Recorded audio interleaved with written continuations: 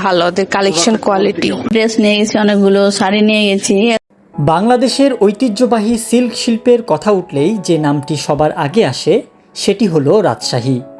আর সেই রাজশাহীর সপুরা এলাকায় অবস্থিত সিল্ক শোরুমগুলো দীর্ঘদিন ধরে দেশি বিদেশি ক্রেতাদের আকর্ষণের কেন্দ্রবিন্দু। রাজশাহীর সপুরা সিল্ক শোরুমে মিলছে নানা রকমের silk sari, Punjabi, three piece ও অন্যান্য পোশাক। বিশেষ করে রাজশাহী সিল্কের সূক্ষ্ম নকশা ও মানের কারণে ক্রেতাদের কাছে এর চাহিদা সবসময় বেশি।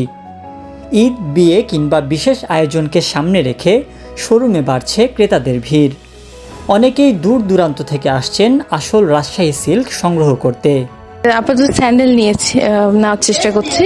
আর ড্রেস একটা নিয়েছি সপুরা থেকে, এবং বেশ ভালো ওদের কালেকশন কোয়ালিটি।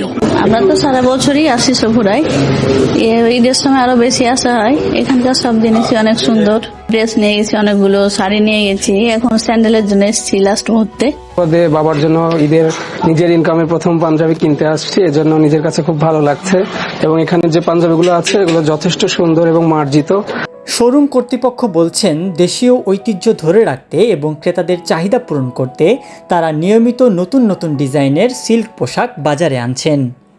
মাশাআল্লাহ, ক্রেতা ভালো আছে আমাদের এখানে। সিল্কের শাড়ি, পাঞ্জাবি, শার্ট, রাজশাহী বিভাগীয় শহর, এই বিভিন্ন জেলার থেকে আমাদের এখানে সবাই আসে কেনাকাটা করার জন্য। তো সিল্কটা নিয়ে একটু সমস্যার মধ্যে আছে। এটা সরকার যদি বেশ করে উদ্যোগ নিতেন তাহলে এই সিল্কটা আস্তে আস্তে প্রোডাকশন কমে যাচ্ছে। বাইরের দিক চাহিদার টাকা থাকতে হচ্ছে যে কখন র মেটেরিয়াল পাবো, তারপরে শাড়ি তৈরি হবে বা প্রোডাকশন তৈরি হবে। সরকার যদি উদ্যোগ নেয় তাহলে আমার মনে হয় যে বেটার হয়। দীর্ঘদিনের ঐতিহ্য আর মানসম্মত পণ্যের কারণে রাজশাহীর সপুরা সিল্ক শোরুম এখনও ক্রেতাদের কাছে জনপ্রিয়। দেশীয় শিল্পকে টিকিয়ে রাখতে এমন উদ্যোগ আরও বিস্তৃত হবে, এমনটাই প্রত্যাশা সবার।